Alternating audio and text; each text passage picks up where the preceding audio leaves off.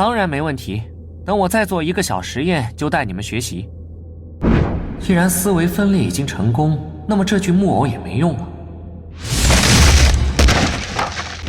看来分身的消灭并不会对我本体的魂魄、肉身或者思维造成任何的影响。虽然这空白的灵魂是与天谋翼的法术，从天道那里交易来的东西，不是我自己的。小葵，这里是2部思维分裂的神通修炼法，你拿去，一本送到大书库里收藏，可以复制，可以手抄，可以开放权限给任何的阴曹鬼界子民阅览。而另外一部，你差人送往中央仙界，亲自交给始仙帝或者中央仙帝。我明白了。这里暂时完事儿了，我们先回去吧。在白秋然研究思维分裂之法时，之前被意识领域侵蚀的小世界也在发生着变化。之前被白秋然用神识困住的血恨石魔，通过入梦以及幻觉显圣等方式，在民间建立了属于他的教派。信徒们尊崇他为神灵，为他制造战争、仇杀或者充满肉欲的宴会，以此让他获得成长的养分。而血恨石魔也会利用自己所占有的概念，为信徒提供各种好处，为信仰战争的教徒提供强大肉身，为信奉男女厌世的信徒提升颜值。有意思啊，这石魔还真有几分当神的样子。石魔给信徒的增强是一种被动能力，而之后只要有更多生灵信仰石魔，石魔的被动就会不断增强，再吸纳更多的信徒，这是一个良性循环呐。那假如让石魔代表一些正面的概念，不就能让信众人心向善？再配上对生灵发展生存有益的概念，对世界的发展也会大有裨益呀。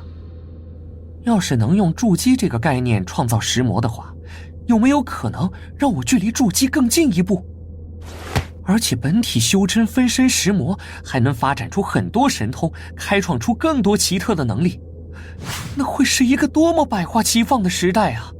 白秋然还发现，石魔可以将信徒转换扭曲成怪物，并让这些信徒死后在意识领域复活，成为他身边的石魔。这种现象被白秋然称之为生魔。不过相比起前一项能力，这个点就不太吸引白秋然了。毕竟前一项涉及到了筑基这项惊天大奥秘，后者简直不值一提。白秋然再次回到自己创造的新世界中，在里面试图重新制造一只更为强大，能够击败意识领域中资深老石魔的石魔。快看，又有一个维度坍塌了！韦迪大人在做实验了，习惯就好。但可惜的是，任白秋然怎么努力，都没能想到用自己这个超魔神石，在不摧毁世界的前提下，创造出石魔的方法。因此他只能先将思维分裂之法传授给江兰等人，但由于这功法难度系数太高，只有天赋异禀的李景瑶修行的比较顺利，这直接让江兰跟苏香雪大受打击，回家闭关去了。唐若薇更是咬牙切齿的赌咒发誓，说学不成此招他永不出关。而他们这一闭关，白秋然在合欢宗的家中只留下了他和李景瑶二人。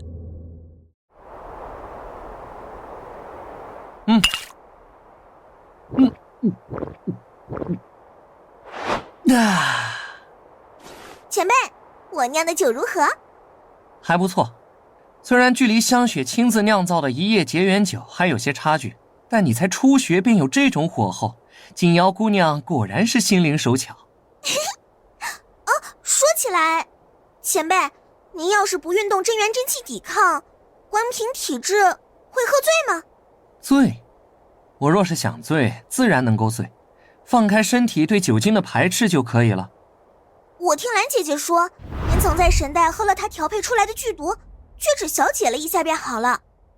因为那是毒药，对我的身体有伤害的，所以我的身体的免疫系统自动地将其排出了体外。原来如此啊，那要是助兴之物呢？助兴之物？我不知道，我没用过那玩意儿。不过我想，若是比较温和一点的药性，是不会刺激我的身体主动抵抗的吧？是吗？来吧，白前辈，难得你我单独出来，今天一定要喝酒喝到高兴才行。约好了，不准使用真元和肉身抵抗九江。咱们俩今天无罪不归。你这丫头是不是又在打什么鬼主意？锦瑶怎会对前辈打什么鬼主意？锦瑶只是单纯的想找前辈喝酒而已，难道锦瑶还会害了前辈不成？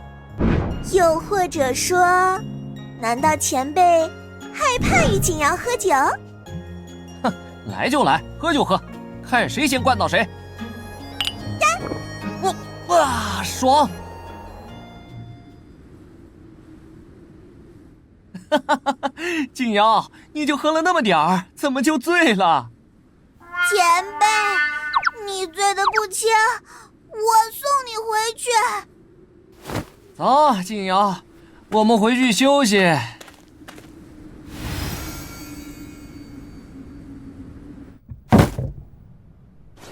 锦瑶，可以了，你也回去休息吧。休息？对，休息。